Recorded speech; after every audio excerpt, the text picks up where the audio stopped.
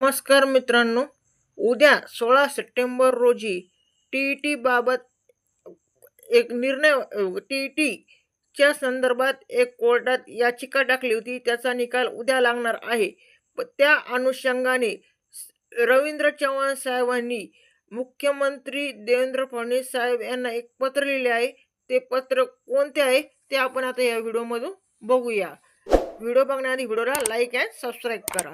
चला तर माननीय नामदार श्री देवेंद्र फडणवीस साहेब, महाराष्ट्र राज्य. काय विषय काय?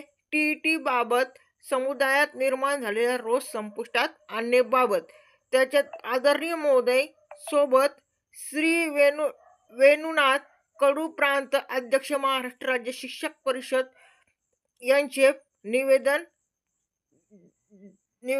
देत आहे. त्यांचे निवेदन देत आहे.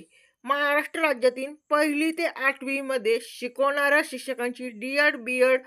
पात्रतेसह टी किमान शैक्षणिक पात्रता 2013 पासून अंमलात आणली गेली.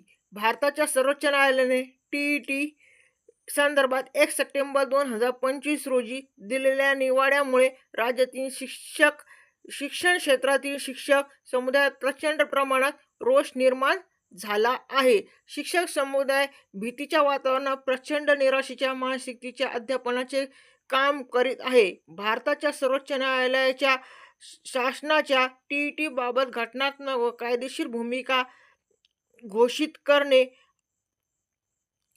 आवश्यक आहे व निकडीचे असल्याने श्री वेणुनाथ कडू यांनी कार्य शिक्षणाच्या वतीने विनंती केलेली आहे. असे पत्र कोणी लिहिले आहे? रवींद्र चव्हाण साहेब यांनी केलेले आहे. कोणाला केलेले आहे? मुख्यमंत्री देवेंद्र फडणवीस साहेब यांना. व्हिडिओ बघा. धन्यवाद.